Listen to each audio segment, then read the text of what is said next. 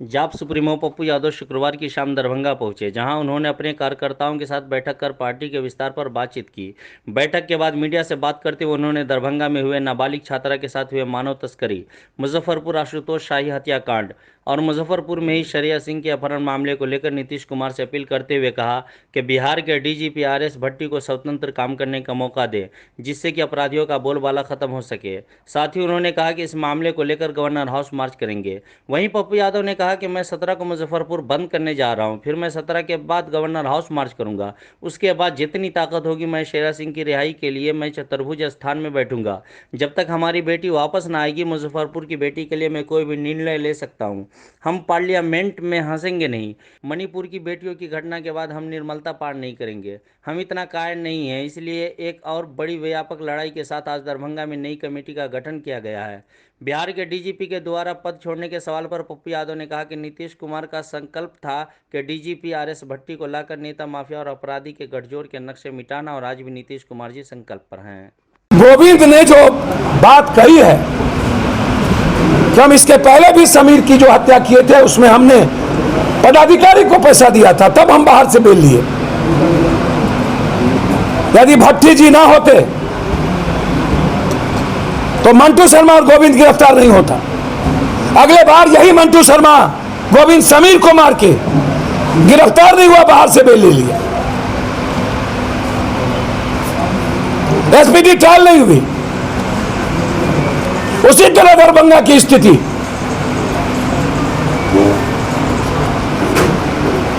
ये हालात अच्छे नहीं है। इसीलिए एक निर्णायक संघर्ष के लिए हमने सभी ब्रिगेड का, आज हमारे पप्पू ब्रिगेड के अध्यक्ष खुद आए हुए, ऑफिस कार्यालय सेक्रेटरी चिट्ठी लेके खुद आए।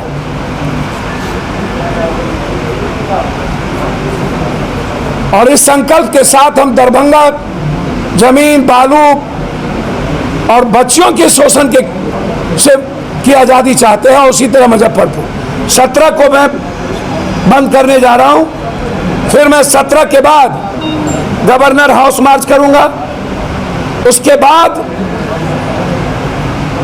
जितनी ताकत होगी मेरी इसी की रिहाई के लिए, कौन स्थान है वो, चतुर्भुज, मैं वहां कुछ करूंगा तो नहीं, लेकिन तब तक वहां बैठूंगा जब तक इसी सिंह को, हमारी बेटी जब तक वापस नहीं आए। मुजफ्फरपुर की बेटी के लिए मैं कोई भी निर्णय ले सकता, कोई समझौता नहीं होगा। हम पार्लियामेंट में हंसेंगे नहीं मणिपुर की बेटियों के घटना के बाद, और हम हंसते रहेंगे। हम निर्लजता पार नहीं करेंगे। हम इतना कायर नहीं हैं। इसीलिए एक बड़ी और व्यापक लड़ाई की शुरुआत के लिए आज दरभंगा में एक नई कमेटी का गठन किया। और कुछ पूछना हो तो सर, मुजफ्फरपुर में शूटर गिरफ्तार होने के बाद बिहार के डीजीपी अपने पद को छोड़ना चाह रहे हैं, क्या कारण? नहीं, ऐसा नहीं है। नीतीश कुमार का संकल्प था उनको लाकर के नेता, माफिया और अपराधी के गठजोड़ के नक्शे को मिटाना, और आज भी नीतीश कुमार जी उस संकल्प है। मैं मानता हूं कि एक कोकस जो बालू माफिया में जिसका हाइवा क्या कहते हैं, फोकलेन, ये पदाधिकारियों का है और पैसा नेता का है।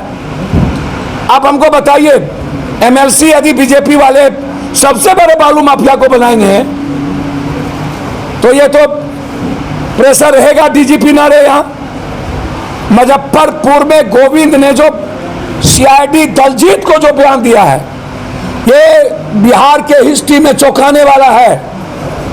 बाहर से 302 का बेल हो जाना, गिरफ्तारी नहीं होना।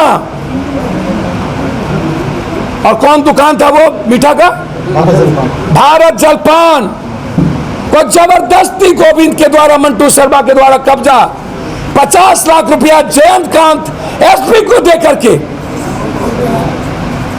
मैं इंक्वायरी चाहता हूं। मैं अविलंब समीर और आशुतोष शाही और तीसरा 3 मर्डर में स्पीडी ट्रायल चाहता हूं मुजफ्फरपुर में अविलंब। और कौन कौन एसपी, कौन कौन डीएसपी 15 सालों से अकूट संपत्ति कौन कौन नेता से मिलकर कमाए, हम उसकी जांच चाहते हैं। और बिहार की जनता और पप्पू यादव अपील करते हैं नीतीश कुमार जी से कि जो आपका संकल्प है अपराध को मिटा देना, उसके लिए बिहार के डीजीपी को स्वतंत्र होकर काम करने के अधिकार मिलने चाहिए।